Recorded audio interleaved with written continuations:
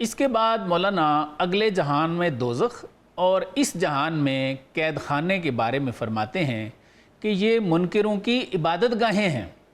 آئیے مولانا کی زبان سے جانتے ہیں۔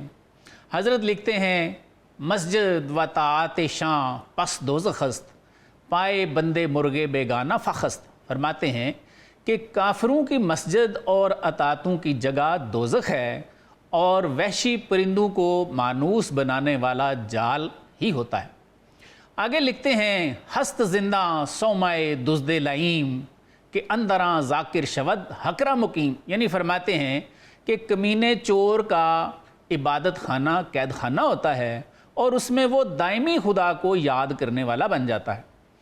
چوں عبادت بود مقصود از بشر شد عبادت گاہ گردن کش سکر۔ مولانا فرماتے ہیں کہ انسان کی پیدائش کا مقصد عبادت ہی ہے اور سرکش کی عبادت گاہ دوزخ ہے۔ یعنی وہ اس جہان میں فرماتے ہیں کہ عبادت نہیں کرتا، ادھر جا کے عبادت کرے گا۔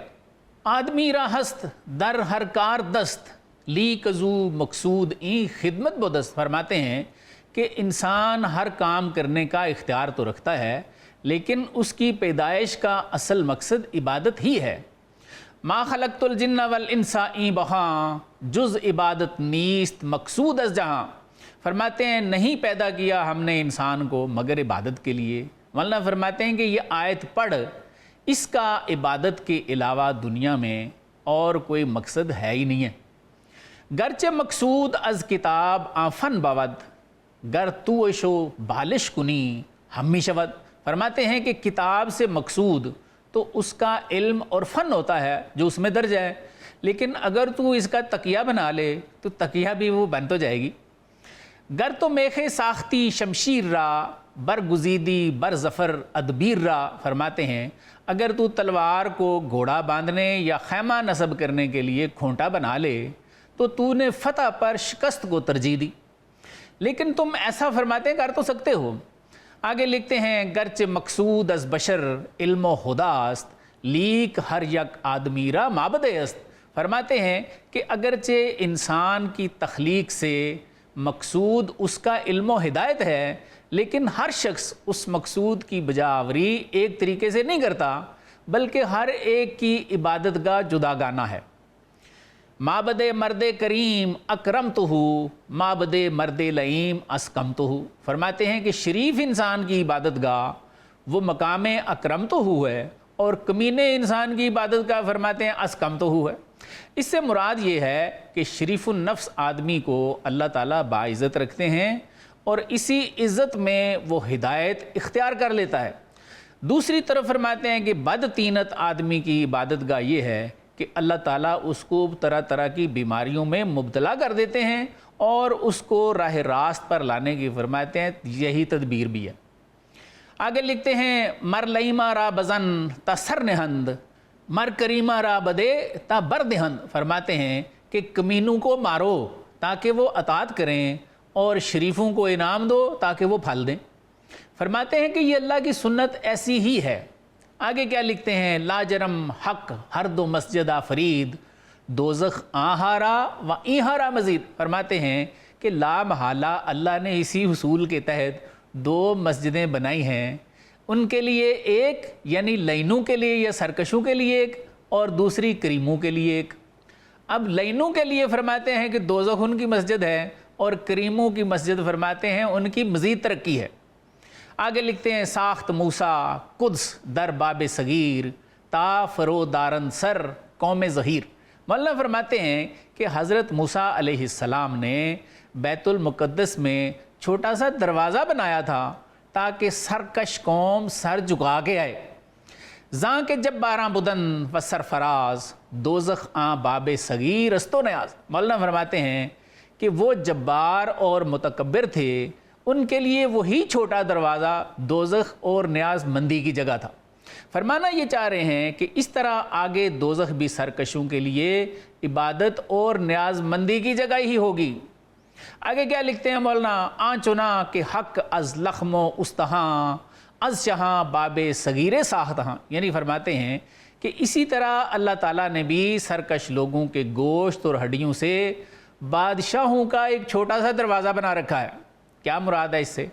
आप फरमाना चाह रहे हैं कि अल्लाह ताला ने दुनिया में बादशाह बना के भी ये गोया छोटा सा दरवाज़ा बनाया है ताकि अल्लाह की बारगाह के सरकश जब्बार इन बादशाहों की चौखट पर सर रगड़ते रहें और इन जब्बारों की अकड़ टूटती रहे।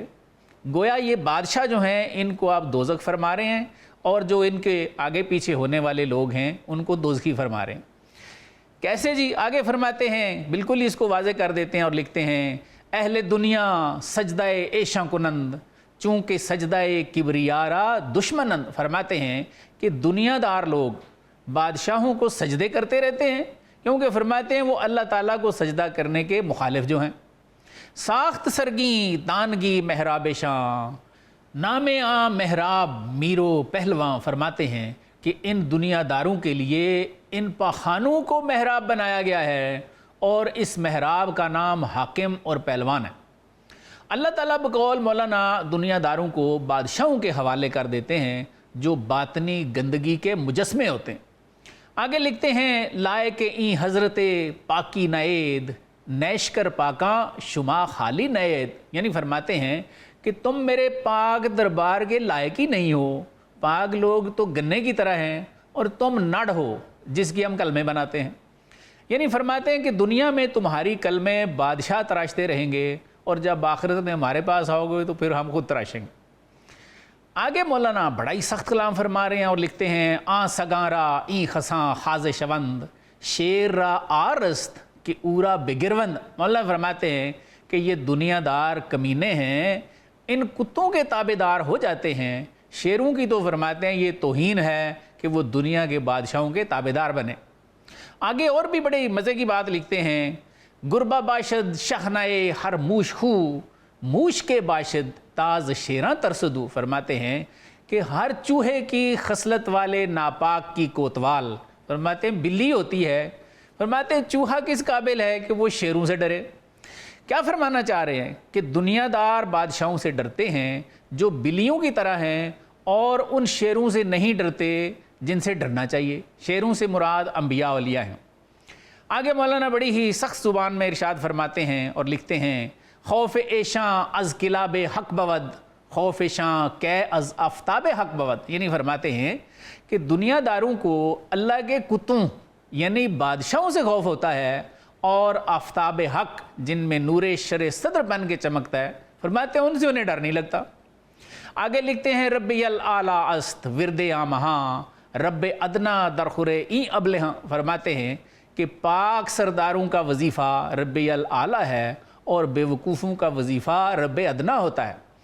यानी फरमाना चाह रहे हैं कि बादशाहों की खुशामद में दुनियादार लगे रहते हैं। आगे मज़ीद दुनियादारों के बारे में इरशाद फरमाते हैं, मुश्क तरसद शेरान मसाफ बल्कि आहू तगाम मुश्क नाफ। फरमाते हैं कि चूहा मारकाए हक के शेरों से कब डरता है, बल्कि वो आहू कदम मुश्क की नाफ वाले डरने वाले हैं। इससे मुराद ये है कि अल्लाह से डरने वाले सिर्फ अंबिया और औलिया हैं। आगे मौलाना फरमाते हैं, रौब पेशे कासालीस ए देगलीस तश खुदावन वली नेमत नवीस। फरमाते हैं कि ए देग चाटने वाले, प्याला चाटने वाले के पास जा और उसको अपना आका और वली नेमत लिख। बस कुन अज शरह बगोयम दूर दस्त खश्म गिरद मीर व हमदानत के हस्त। मौलाना खुद से फरमाते हैं कि ए दिल ख़त्म कर, अगर मैं लंबी तफसील और करूँगा ना तो हाकिम गुस्सा करेगा और समझेगा कि मैं भी बहुत बड़ी चीज़ हूँ जो मेरा इतना तज़किरा चल रहा है। आगे फरमाते हैं, हासिली आमद के बदकुन ए करीम बालईमा ता नहंद गर्दन लईम। फरमाते हैं कि खुलासा ये है कि ए करीम कमीनों के साथ बुराई कर ताकि कमीना अतात करे। क्या फरमाना चाह रहे हैं कि बुरे बंदे को बुराई से रोकना चाहिए। आगे लिखते हैं, जी सबब बुद्ध काहले मेहनत शाकिरंद अहले नेमत तागियो माकिरंद। फरमाते हैं कि यही सबब है कि मेहनती शुक्रगुजार हैं और मालदार सरकश और मक्कार हैं।